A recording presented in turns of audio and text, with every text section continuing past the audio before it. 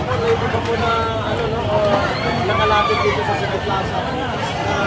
Ano kasi marami po nagagaling sa ibang munisipyo. Sa promotion ng pagkakataon sa SDA, Lanao, maraming salamat sa kanilang pinakita na suporta at mahal na mahal ng taong bayan si former President Duterte. Napakabilis ng pag-organize dahil hapon na kanina na mahuli itong si dating Pangulong Duterte, pero naka-organize ho kayo ngayong gabi na magkaya ng rally. Talagang nag-post po kami na magtawagan kami. Ngayon gagawin pa rin gagawin natin kasi kasabi nga natin ang ibang munisipyo at cities Cagayan de Oro, Pasig City, sa may EDSA, mayroon din ngayon naglalakad sila. Cebu, mayroon din sila. No? So kahit sa paano, nagpakita tayo dito sa Cotabato City, yung pagmamahal natin kasi nandito pa. Ano yung pinakapanawagan ng inyong grupo dito, Kap? Ayun, nanawagan po tayo na yung pagmamahal natin. Ipanalangin natin ang ating President Roma Duterte. Manalangin po tayo na okay lang po rin yung kalagayan. Inshallah. At hindi na po lang po yung pagkakaroon sa atin. Kung dadalhin naman nila sa ibang bansa, dapat hindi na magtatagal doon. Kasi totally wala naman talaga warrant of arrest sa ICC. Kasi kung nakikita natin sa leak ng ICC, wala naman talaga nakalagay na warrant ng Duterte tungkol sa doon mismo. So alhamdulillah, matagumpay talaga na ang panawagan ko lang sa taong bayan, no? Na magkaisa po tayo, hindi dahil magkagulo, magkaisa po tayo tungkol sa kapayapaan at pagmamahalan. At yun, pagmatuloy po natin yung pagmamahal natin sa kay Rowan Duterte. Si Sir Raj, ano yung nakikita mo, Sir Raj, na tulong ni Duterte sa Bangsamoro kung ka't ginawa huli nyo ito? Sa lahat ng nakikinig, nakikita ko na talaga dito na pinahal tayo ni Pangulong. Wala naman talagang nagmamahal sa Mindanao kundi ang mga Duterte. Titingnan natin sa Luzon, Visayas, walang nagmamahal sa Mindanao kundi Duterte lang. Nung dumating si Duterte, siya ang nagbigay halaga sa Mindanao. So malaking impact itong prayer rally natin. Lalo na Malaki po, malaki. so marami rin nananalangin ngayon, sir. Kahit hindi dumating dito pero nananalangin sila. Inshallah.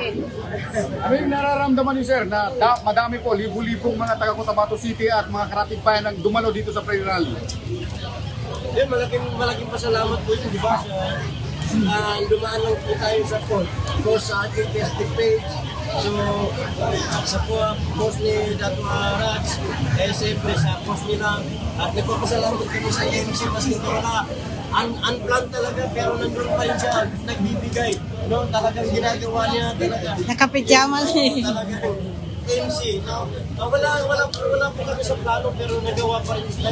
Walang bayad dito. Wala Walang kami. bayad dito. Wala kami natatanggap. Voluntary. Voluntary. Voluntary work. Hanggang kailan kayo, ma'am? Hanggang kailan kayo? Sir, kung sakasakali magpatawag ng people power ang taga Cotabato City ba? 100% darating po kami. Inshallah. City. Anong tanong mo, ma'am? May kasunod pa ba ito o wala? Tari ka mo, karak po Kung makalabas. Paano na nun? Halo.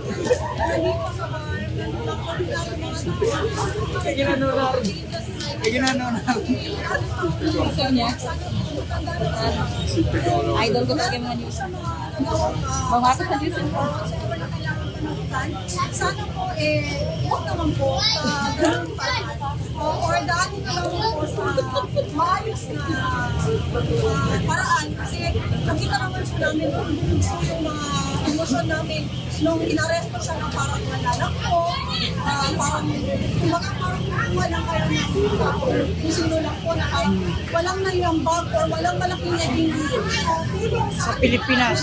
mga lang sa Morocco, but also in Pilipinas, in Pilipinas, sa lahat ng mga achievements so far, si President Duterte lang po ang naramdaman natin, hindi natin naiwalay.